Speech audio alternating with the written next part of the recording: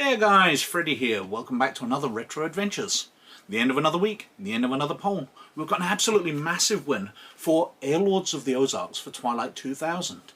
Something I'm really looking forward to covering. Now, as usual, we'll have a look at that on the desktop in a wee second, and I'll be back at the end of the video with some other poll-related stuff and some other channel-related stuff. But before we do that, I'd like to take a moment to talk about my Patreons, who this week I have been advised managed to stay comfortable even in inclement weather. A talent which must be wonderful because it's been very sticky and uncomfortable around here. So I am very glad they have that ability, and I'm very proud that they support me in the channel. Now, if you'd like to join them, and you'd like to help support the channel, or you'd like to see these videos a week early, or you'd like to gain access to one of the other Patreon levels we have, including the ability to become a real honest-to-goodness fake Laird of Scotland, then we've got Patreon in the description down below. If you check it out, it'd be very much appreciated. But let's have a look at Airlords of the Ozarks. So, this is Airlords of the Ozarks. It's for Twilight 2000. It's by Games Designers Workshop, and it came out in 1987. Now, this is an adventure set in the United States, in the Ozarks area, fairly obviously, and is the start of a pretty new campaign setting for Twilight 2000 at the time. The basic setting for the United States, when the players have retreated from the Europe theatre of conflict, they've found their way back to the United States by whichever method, they find that the civilian government and the military government are in conflict. Now, this introduces a brand new sect, a religious, very right-wing group, who are believing that the Third World War was the tribulations of the Bible, and that this is their time to rise and seize control of everything. And the adventure is set about, they've gained the technology to build airships. And this, with an air force, gives them a massive advantage over everybody else. They can move around far more speedily, they can attack from the air where it's very difficult for them to be hit, etc., etc. And lots of people have talked about this adventure feeling dated, going in on 1980s tropes. But the idea that it's religious fundamentalists, Christian fundamentalists at that, feels very current to me. It feels very up to date indeed. But anyway, let's have a look at the back cover. The slides the intelligence guy was showing us had turned our guts cold. The pictures showed the main street of a small town, storefronts, a post office, the spire of a church. What caught my attention was the long, lean cigar shape hovering behind the church spire.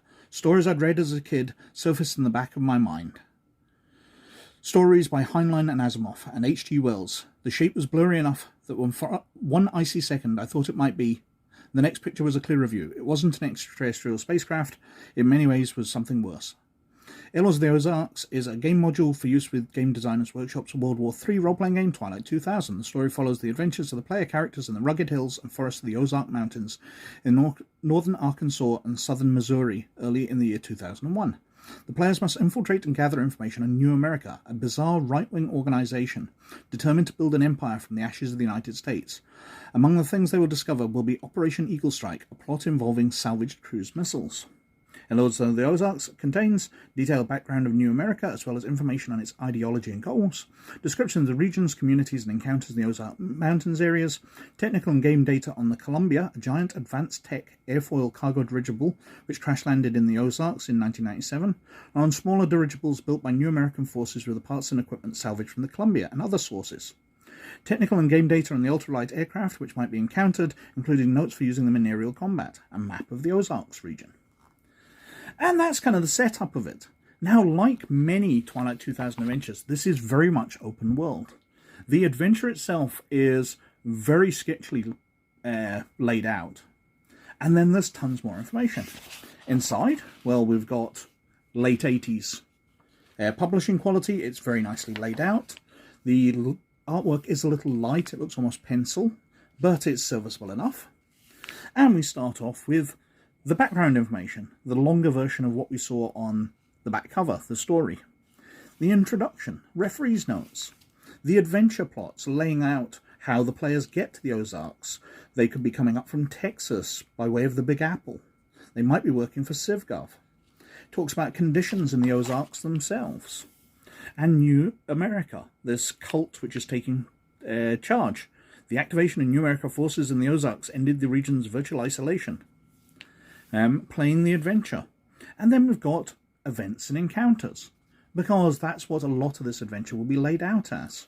So we've got general encounter tables with animals, different types of danger, abandoned vehicles which might strip for parts, hunters, local encounter tables with different types of NPCs, rumours and intelligence you might find out, interrogation results, so what's going on in Arkansas, referee's notes, an assignment in the country, the briefing they get, preparing for the expedition, the goal of it, further adventuring in the Ozarks. So it's talking about things like there's large, vast, untapped reservoirs of oil, which could be exploited by any government taking over the United States. Ending the adventure, search and destroy. So you might be hunting down to destroy the 3 New American dirigibles. Great escape, you might just be trying to flee. Great air chase, you might steal one. Foiling Operation Eaglestrike, because part of what New America plans is to steal some cruise missiles from the various bunkers and things where they're stored. And then we've got NPCs and personalities. So Randolph T. Dobson, a veteran of the 197th Infantry Brigade, mechanized.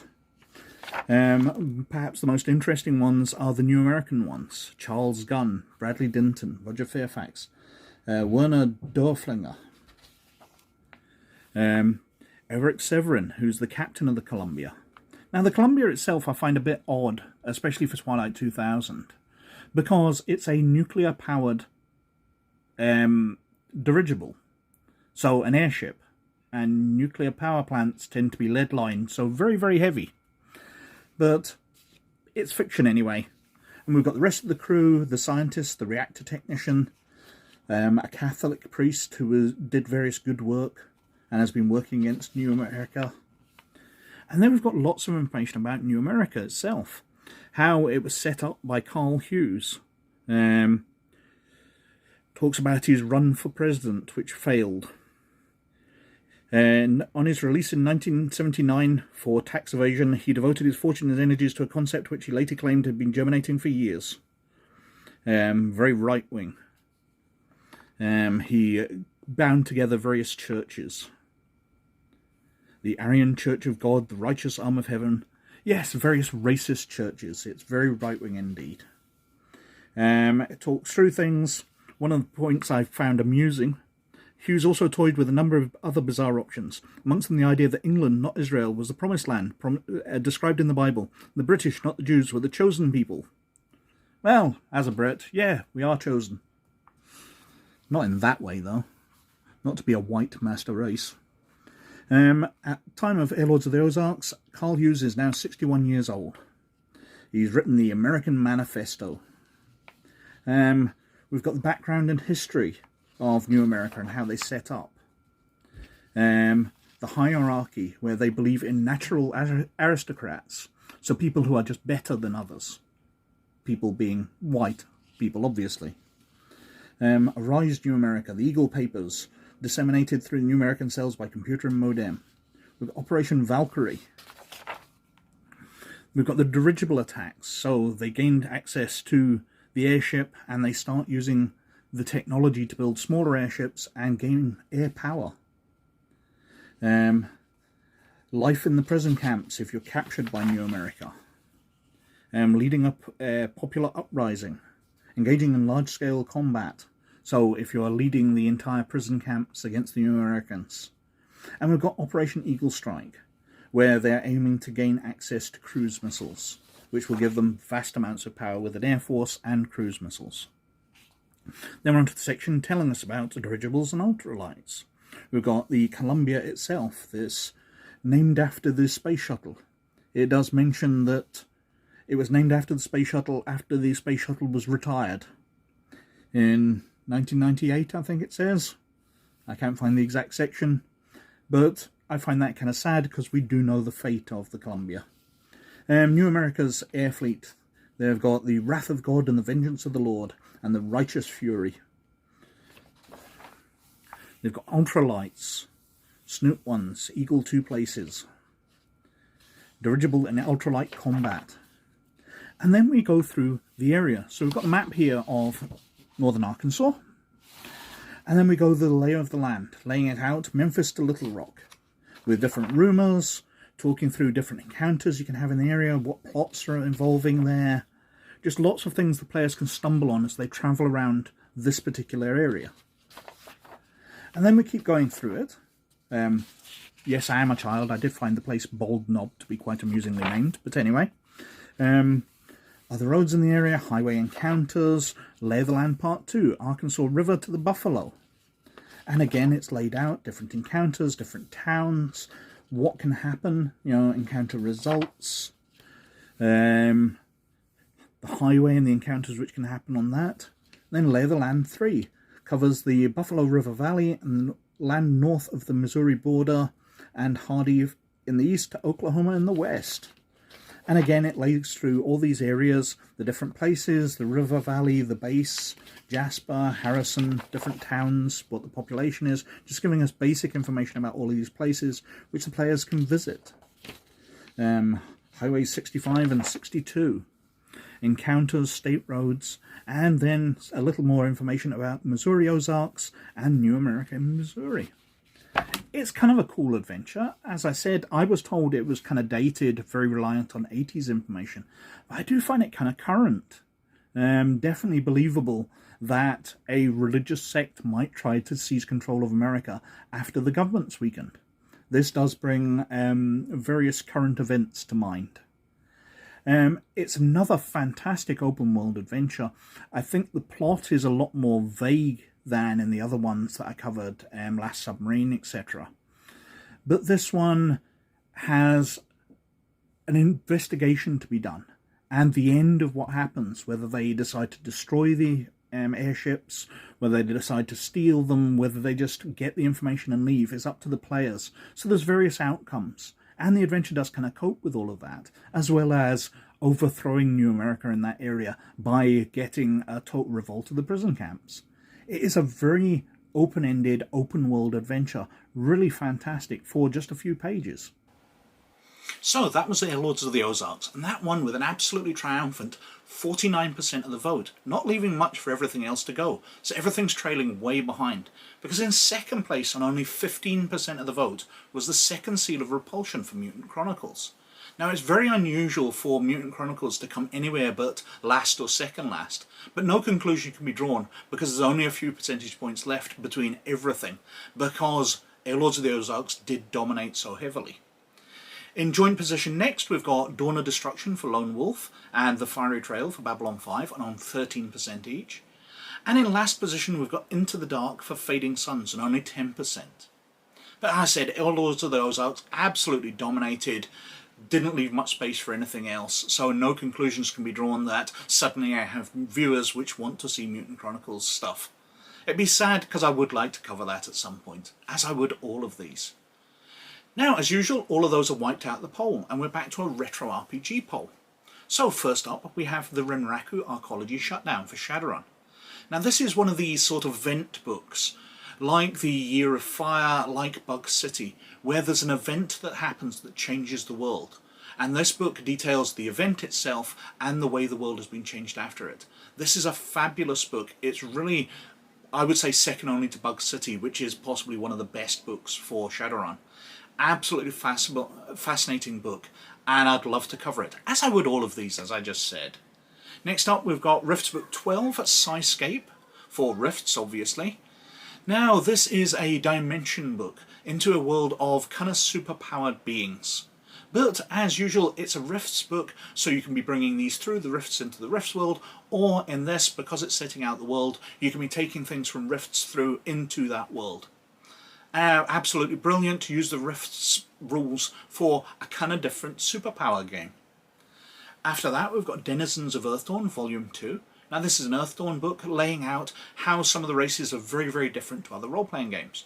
And I really like that because Earthdawn is one of my favourite fantasy settings. It's so different to everything else, a very kind of post-Holocaust fantasy where the world has been devastated and is recovering.